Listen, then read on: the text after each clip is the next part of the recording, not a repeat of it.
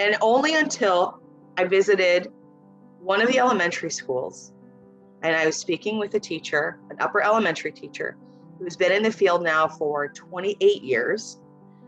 And she told me, this is the first and only time I've heard this in 2 years of this madness kind of we're in, that she said the last 2 years have been the best of her career. And I kind of had to take a breath and I asked her to repeat, did I hear that right? And she said, I couldn't believe it, but yes, these have been the best of my career. I said, okay, break that down for me. I want to know why, what, and she said that because of the degree of, the intensity that was required to connect with families, to go above and beyond, to take nothing for granted. The energy and the focus that she had to put into connecting with her students' families, and not just at the beginning of the year, but ongoing in domains that are a little more intimate and vulnerable and personal. And the fact that the families were open to that because of the circumstances in a way that maybe they hadn't been before, that was, and that is really sort of like the template in trauma. When we have those opportunities for connection, even under the worst circumstances, that's where healing begins. I mean, that's the formula for trauma and resilience, right? The development of that evolution between those two concepts. And she sort of embodied it with this story. It was that the connection is what really brought the greatest value to her role. And then from that connection, she built these like organized spaces where parents would connect. They'd have these weekly little chats, not taking a whole bunch of time away from, instruction or anything else, but just carving in these organized, structured, predictable spaces where connection is certain to take place, that is always our prescription for trauma treatment, always.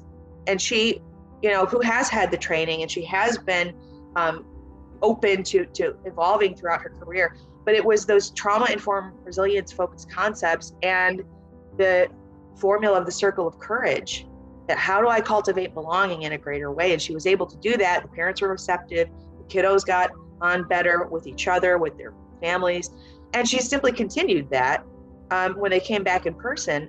And it's a level of like devotion to the work and to her students and their families that she's kind of found and can never really go back now that she's experienced this degree.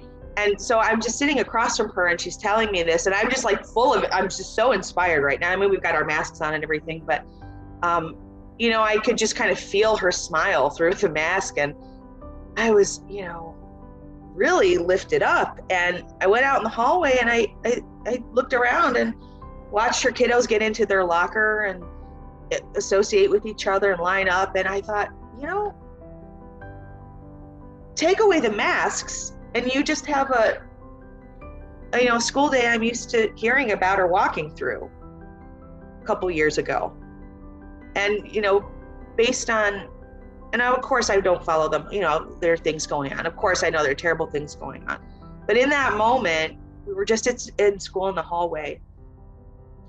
And one of the things that was important to her is, these spaces when she talks with her kiddos and she does community circles. That's another big piece.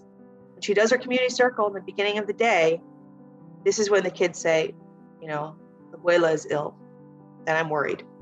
Or, I don't know if my dad's going to keep his job, right? So they come to school with all of this. We know this, right? But they don't have to carry it around all day. They share it.